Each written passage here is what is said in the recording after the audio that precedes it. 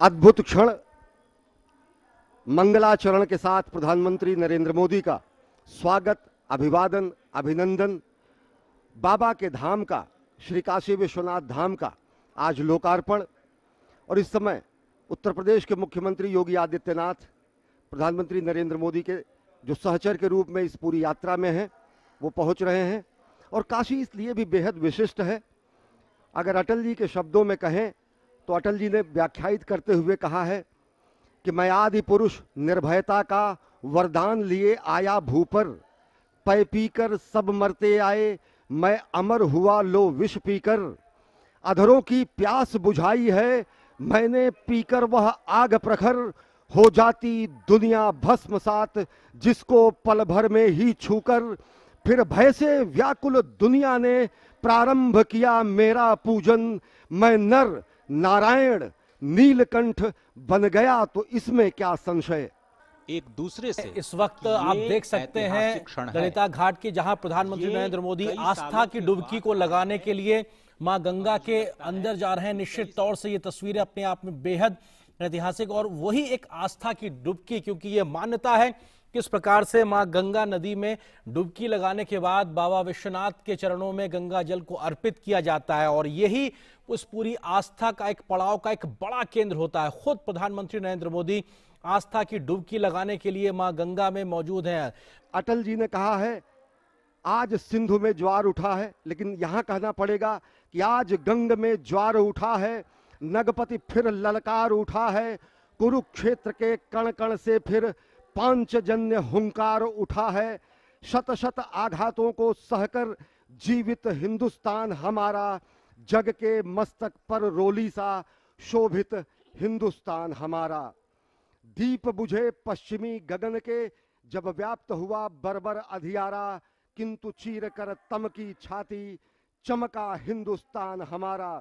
कलश में उन्होंने जल लिया है और उसके बाद में अब वो जल लेकर बाबा विश्वनाथ को चरणों में अर्पित करेंगे, उस लिंग पर अर्पित करेंगे। और ये पूरी धार्मिक आस्था के साथ प्रधानमंत्री के द्वारा की जा रही ये पूरी एक तरीके से क्रिया है, जिसके तहत माना जाता है कि बाबा के पास में आप अगर माता गंगा का जल चढ़ाते हैं तो निश्चित तौर से आपको तमाम पुण्य के लाभ प्राप्त होते हैं। और उस लाभ का ही असर होता है कि जब देश का प्रधान सेवक सशक्त होता है, मजबूत होता है, शक्ति से संचारित होता है, उसका लाभ पूरे राष्ट्र को मिलता है। और निश्चित तौर से हमने देखा ये ऐतिहासिक लम्हों, ये ऐतिहासिक क्षण अब से कुछ देर पहले जब पवित्र एक और आस्था की डुबकी प्रधानमंत्री नरेंद्र मोदी ने निर्मल गंगा में लगाई। हमने इससे पहले प्रयागराज में भी देखा था, संगम स्थली पर जब प्रधानमंत्री ने वहां पर डुबकी लगाई थी तो निश्चित तौर से जो एक बिगड़ा उठाया था स्वच्छ निर्मल गंगा का को बनाने के लिए, वो एक काम साफ तौर पर दिखाई पड़ रहा है। क्योंकि जल आज ऐसा है मां गंगा का कि आप आस्था की डुबकी लगा सकते हैं, आप जा सकते हैं,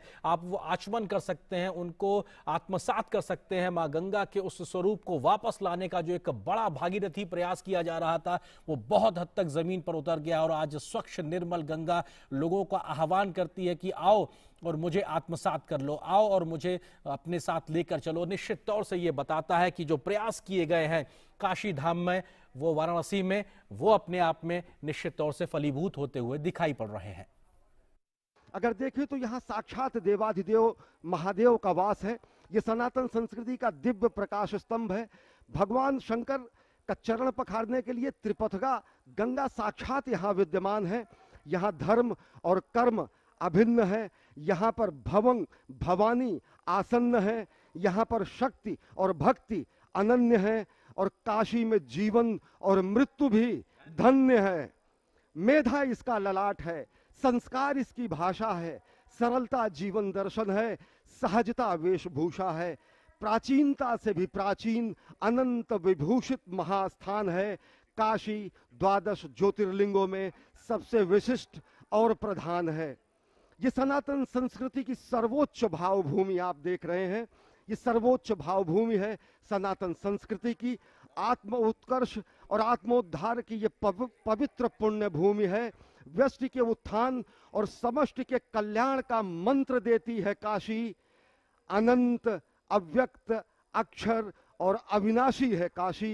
ये विद्युत अद्भुत विहंगम दृश्य काशी की महिमा को वर्णित करने के लिए शब्द भी कम पड़ सकते हैं। ये देख रहे हैं और ये संकल्पना मूर्त रूप साकार हुई है। स्वप्न दृष्टा प्रधानमंत्री नरेंद्र मोदी के संकल्प से सिद्धि का ये प्रमाण है। बाबा विश्वनाथ के धाम का आज लोकार्पण हो रहा है देश के लिए और विश्व के लिए। निश्चित तौर से अजय, जैसा कि आप कह रहे हैं कि यहाँ पर मुक्ति के लिए मंत्र देते हैं भगवान शिव। यहाँ मरणम मंगलम यत्र विमूर्तिम यत्र भूषणम कौशेयम यत्र काशायम सा काशी किम सेव्यते। यहाँ पर मरना भी धन्य माना जाता है, जीवन गुजारना यहाँ पर तो अद्वितीय है ही। और सबसे बड़ी बात यह है कि भगवान शिव की ये नगरी हर तरीके से, ये धर्म कर्म और आध्यात्म का यहाँ पर संगम है, साहित्य कला संगीत का यहाँ पर संगम है, सनातन संस्कृति का ये सर्वोच्च प्रकाश स्तंभ तो है ही, साथ ही साथ ये स्पष्ट तरीके से पूरी दुनिया का सबसे प्राचीन, सभ्यता से भी प्राचीन, इतिहास से भी प्राचीन, मानव संस्कृति से भी प्राचीन ये नगर है। क्योंकि भगवान शिव ने सर्वप्रिय नगर के रूप में हिमालय के बाद अगर कहीं पर साक्षात मां पार्वती के साथ वास किया तो यहीं काशी में उन्होंने वास किया। और काशी को ये गौरव प्राप्त है। और काशी के गौरव में, काशी की गरिमा में, काशी की महिमा में आज एक और स्वर्ण जड़ित, काशी के मुकुट में एक स्वर्ण जड़ित रत्न जैसा लग रहा है काशी का ये धाम, भगवान के धाम का ये पुनर्निर्माण और पुनर्विस्तार, जहां पर आप देख सकते हैं कि मां गंगा से भगवान विश्वनाथ के बीच के सारे अवरोधों को हटा दिया गया है। सनातन संस्कृति बेहद विशिष्ट है। इसको अगर देखें तो हमने ही पूरी दुनिया को, जब पश्चिम ने वनफल खाकर छाल पहनकर लाज बचाई, अजय, जब पश्चिम ने वनफल खाकर छाल पहनकर लाज बचाई, तब भारत से सामगान का स्वर्गिक स्वर था दिया सुनाई। हमने सामगान किया तब जब पश्चिम की पूरी सभ्यता केवल वन फल खाकर छाल पहनकर अपनी लाज बचाती थी, वन और कंदराओं में रहती थी, सभ्यता के लिए उसने नगर नहीं बसाए थे। तब भारत के इन्हीं तटों पर, गंगा के इन्हीं तटों पर वेद की ऋचाओं को लिखा गया, सामगान का ध्वनि यहाँ से पूरी दुनिया ने सुना। और इसी को अगर कहा जाए तो ये स्पष्ट है कि मैं अखिल विश्व का गुरु महान, देता विद्या का अमरदान, मैंने दिखलाया मुक्ति मार्ग, मैंने सिखलाया ब्रह्म ज्ञान, मेरे वेदों का ज्ञान अमर, मेरे वेदों की ज्योति प्रखर, मानव के मन का अंधकार क्या कभी सामने सका ठहर, मेरे स्वर नभ में गहर गहर, सागर के जल में छहर छहर, इस कोने से उस कोने को कर सकता जगती सौरभमय। ये सनातन संस्कृति है जिसने विश्व को सभ्यता का, संस्कृति का, संस्कार का, धर्म का, आचार का, व्यवहार का, मर्यादा का मंत्र दिया। और उन्हीं मंत्रों पर पूरी दुनिया आरूढ़ है। हम ही ने उद्घोष किया वसुधैव कुटुंबकम। माँ गंगा का आपने जिक्र किया। माँ गंगा के बारे में हम जब चर्चा कर रहे थे, स्वयं ब्रह्मद्रव के रूप में भगवान श्री नारायण, निराकार नारायण जब निराकार होते हैं तो भगवान राम, कृष्ण और शिव के रूप में उद्भूत होते हैं, और वही निराकार नारायण निराकार हो जाते हैं तो ब्रह्मद्रव माँ गंगा के रूप में। यथा गौरी तथा गंगा तस्मात् गौर्यास्तु पूजने यो विधिर्विहितं सम्यक् सोपि गंगा प्रपूजने। गंगा माँ की पूजा कैसे करें? भगवान शिव ने कहा जैसी माँ गौरी हैं वही माँ गंगा हैं।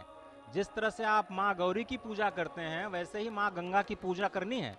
और भगवान शंकर के जलाभिषेक से पहले माँ गंगा का पूजन तो बनता ही है, जो अभी प्रधानमंत्री जी ने किया। उसके बाद भगवान शिव ये कहते हैं यथा हम त्वम तथा विष्णु, यथा त्वम तु तथा उमा, उमा यथा तथा गंगा चतुरूपम न भिदते। हे विष्णु, जैसा मैं हूं वैसे ही तुम, हे विष्णु जैसे तुम हो वैसे ही गौरी हैं, जैसी गौरी हैं वैसी ही गंगा हैं, और चारों में कोई भेद नहीं है। भगवान श्री हरि में, भगवान श्री हर में, माँ गौरी में और माँ गंगा में कोई भेद ही नहीं है, ऐसा भगवान शिव स्वयं भगवान श्री विष्णु से कहते हैं। और ये कहते हैं कि जो रुद्र और विष्णु में, जो लक्ष्मी और पार्वती में, जो गंगा में और गौरी में भेद करता है वो मूढ़ बुद्धि वाला है। विष्णु रुद्रांतरे चैव श्री गौर्योंतरम तथा गंगा गौर्यांतरम चैव यो ब्रूते मूढ़धीस्तु सह। चैव न जानामि क्षम्यतां परमेश्वर अन्यथा शरणं नास्ति त्वमेव शरणं मम तस्मात् कारुण्य भावेन रक्ष मां शिव शंकर हर नमः पार्वती पतये हर हर महादेव। दाता की जय, राजा साहब की जय, विश्वनाथ की जय।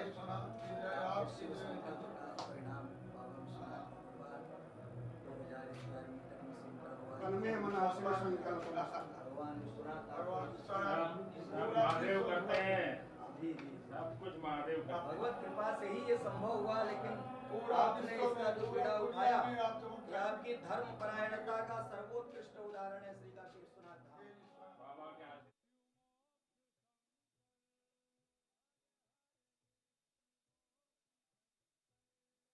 काशी विश्वनाथ गंगे, काशी विश्वनाथ गंगे। मंत्री जी की अहेतुक अनुकंपा, उनकी प्रेरणा, उनका मार्गदर्शन इस भव्य काशी विश्वनाथ धाम के रूप में न केवल काशी वासियों के लिए बल्कि हजारों वर्षों की प्रतीक्षा, जब मां गंगा इस धराधाम पर आई थी तो कहते हैं या तो हिमालय में भगवान शिव की जटाओं में उलझ गई थी या काशी में मणिकर्णिका में उलझ गई थी, और इस उलझन को दूर किया है भारत माता के इस महान सपूत ने, जिन्हें आज भारत के प्रधानमंत्री के रूप में भारतवासियों को गौरव प्राप्त हुआ है। साथियों, हमारी इस वाराणसी ने युगों को जिया है, इतिहास को बनते बिगड़ते देखा है। कितने ही कालखंड आए गए, कितनी ही सल्तनतें उठी और मिट्टी में मिल गई, फिर भी बनारस बना हुआ है। बनारस अपना रस बिखेर रहा है। बाबा का ये धाम शाश्वत ही नहीं रहा है, इसके सौंदर्य ने भी हमेशा संसार को आश्चर्यचकित और आकर्षित किया है। हमारे पुराणों में प्राकृतिक आभा से घिरी काशी से काशी के ऐसे ही दिव्य स्वरूप का वर्णन किया गया है। अगर हम ग्रंथों को देखेंगे, शास्त्रों को देखेंगे, इतिहासकारों ने भी वृक्षों, सरोवरों, तालाबों से घिरी काशी के अद्भुत स्वरूप का बखान किया है। लेकिन समय कभी एक जैसा नहीं रहता। आतताइयों ने इस नगरी पर आक्रमण किए, इसे ध्वस्त करने के प्रयास किए। औरंगजेब के अत्याचार, उसके आतंक का इतिहास साक्षी है, जिसने सभ्यता को तलवार के बल पर बदलने की कोशिश की, जिसने संस्कृति को कट्टरता से कुचलने की कोशिश की। लेकिन इस देश की मिट्टी बाकी दुनिया से कुछ अलग है। यहां अगर औरंगजेब आता है तो शिवाजी भी उठ खड़े होते हैं। अगर कोई सालार मसूद इधर बढ़ता है तो राजा सुहेलदेव जैसे वीर योद्धा उसे हमारी एकता की ताकत का एहसास करा देते हैं। और अंग्रेजों के दौर में भी वॉरेन हेस्टिंग का क्या हाल काशी के लोगों ने किया था। ये तो काशी के लोग समय समय पर बोलते रहते हैं और काशी की जुबान पे निकलता है, घोड़े पर हौदा और हाथी पर जिन जान लेकर भागल वॉरेन हेस्टिंग। साथियों, आज समय का चक्र देखिए, आतंक के वो पर्याय इतिहास के काले पन्नों तक सिमट कर रह गए हैं। और मेरी काशी आगे बढ़ रही है, अपने गौरव को फिर से नई भव्यता दे रही है। साथियों, काशी के बारे में मैं जितना बोलता हूं उतना डूबता जाता हूं, उतना ही भावुक हो जाता हूं। काशी शब्दों का विषय नहीं है, काशी संवेदनाओं की सृष्टि है। काशी वो है जहां जागृति ही जीवन है। काशी वो है जहां मृत्यु भी मंगल है। काशी वो है जहां सत्य ही संस्कार है। काशी वो है जहां प्रेम ही परंपरा है। काशी में चल रहा विकास का महायज्ञ आज एक नई ऊर्जा को प्राप्त कर रहा है। काशी विश्वनाथ धाम का लोकार्पण भारत को एक निर्णायक दिशा देगा, एक उज्जवल भविष्य की तरफ ले जाएगा। ये परिसर साक्षी है हमारे सामर्थ्य का, हमारे कर्तव्य का। अगर सोच लिया जाए, ठान लिया जाए, तो असंभव कुछ भी नहीं है। हर भारतवासी की भुजाओं में वो बल है, हर भारतवासी की भुजाओं में वो बल है जो अकल्पनीय को साकार कर देता है। हम तब जानते हैं, हम तपस्या जानते हैं, देश के लिए दिन रात खपना जानते हैं। चुनौती कितनी ही बड़ी क्यों ना हो, हम भारतीय मिलकर उसे परास्त कर सकते हैं। विनाश करने वालों की शक्ति कभी भारत की शक्ति और भारत की भक्ति से बड़ी नहीं हो सकती। याद रखिए, जैसी दृष्टि से हम खुद को देखेंगे, वैसी ही दृष्टि से विश्व भी हमें देखेगा। मुझे खुशी है कि सदियों की गुलामी ने हम पर जो प्रभाव डाला था, जिस हीन भावना से भारत को भर दिया गया था, अब आज का भारत उससे बाहर निकल रहा है।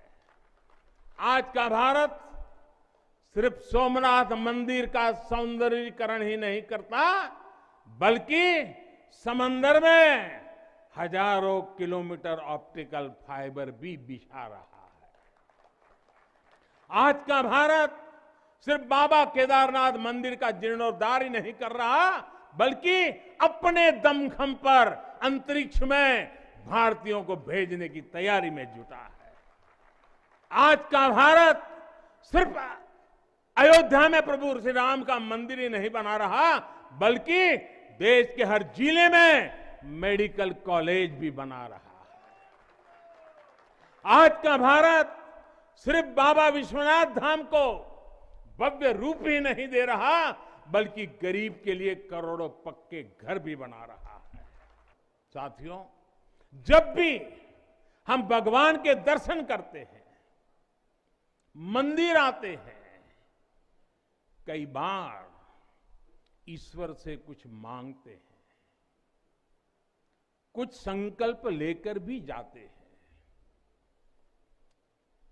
मेरे लिए तो जनता जनार्दन ईश्वर का रूप है। मेरे लिए हर भारतवासी ईश्वर का ही अंश है। जैसे सब लोग भगवान के पास जाकर के मांगते हैं, जब मैं आपको भगवान मानता हूं, जनता जनार्दन को ईश्वर का रूप मानता हूं, तो मैं आज आपसे कुछ मांगना चाहता हूं। मैं आपसे कुछ मांगता हूं। मैं आपसे अपने लिए नहीं, हमारे देश के लिए 3 संकल्प चाहता हूं। भूल मत जाना, 3 संकल्प चाहता हूं और बाबा की पवित्र धरती से मांग रहा हूं। पहला, स्वच्छता, दूसरा, सृजन, और तीसरा, आत्मनिर्भर भारत के लिए निरंतर प्रयास।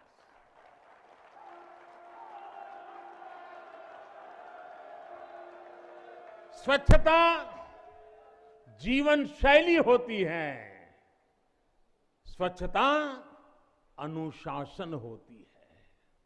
ये अपने साथ कर्तव्यों की एक बहुत बड़ी श्रृंखला लेकर आती है। भारत चाहे जितना ही विकास करे, स्वच्छ नहीं रहेगा तो हमारे लिए आगे बढ़ पाना मुश्किल होगा। इस दिशा में हमने बहुत कुछ किया है, लेकिन हमें अपने प्रयासों को और बढ़ाने होंगे। कर्तव्य की भावना से भरा आपका एक छोटा सा प्रयास देश की बहुत मदद करेगा। यहां बनारस में भी, शहर में, घाटों पर स्वच्छता को हमें एक नए स्तर पर लेकर जाना है। गंगा जी की स्वच्छता के लिए उत्तराखंड से लेकर बंगाल तक कितने ही प्रयास चल रहे हैं।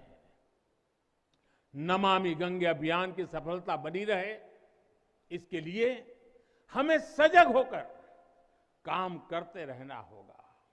साथियों, गुलामी के लंबे कालखंड है, हम भारतीयों का आत्मविश्वास ऐसा तोड़ा कि हम अपने ही सृजन पर विश्वास खो बैठे।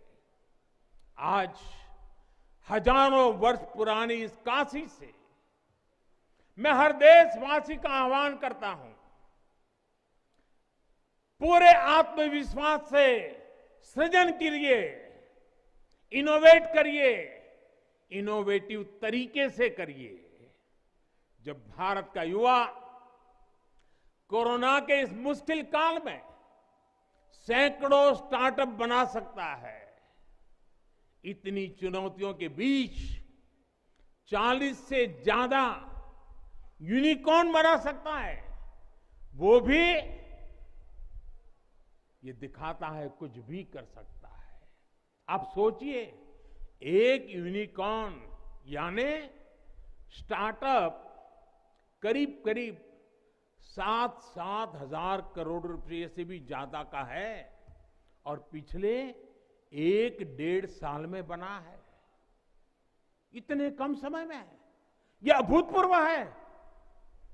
हर भारतवासी जहां भी है, जिस भी क्षेत्र में है, देश के लिए कुछ नया करने का प्रयास करेगा, तभी नए मार्ग मिलेंगे, नए मार्ग बनेंगे और हर नई मंजिल पाकर रहेंगे। भाई और बहनों, तीसरा एक संकल्प जो आज हमें लेना है वो है आत्मनिर्भर भारत के लिए अपने प्रयास बढ़ाने का। ये आजादी का अमृत काल है। हम आजादी के 75वें साल में है, जब भारत 100 साल की आजादी का समारोह बनाएगा। तब का भारत कैसा होगा, इसके लिए हमें अभी से काम करना होगा और इसके लिए जरूरी है हमारा आत्मनिर्भर होना। जब हम देश में बनी चीजों पर गर्व करेंगे, जब हम लोकल के लिए वोकल होंगे, जब हम ऐसी चीजों को खरीदेंगे जिसे बनाने में किसी भारतीय का पसीना बहा हो, तो इस अभियान को मदद करेंगे।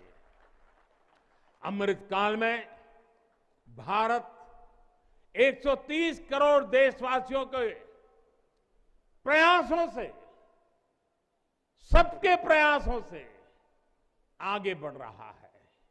महादेव की कृपा से, हर भारतवासी के प्रयास से हम आत्मनिर्भर भारत का सपना सच होता देखेंगे।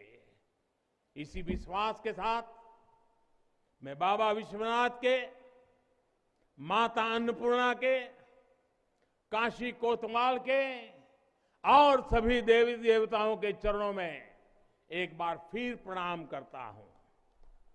इतनी बड़ी तादाद में देश के अलग अलग कोने से पूज्य संत महात्मा पधारे हैं। ये हमारे लिए मुझ जैसे एक सामान्य नागरिक के लिए ये सौभाग्य की पल है। मैं सभी संतों का, सभी पूज्य महात्माओं का सर झुका करके हृदय से अभिनंदन करता हूं, प्रणाम करता हूं। मैं आज सभी काशीवासियों को, देशवासियों को फिर से बधाई देता हूं, बहुत बहुत शुभकामनाएं।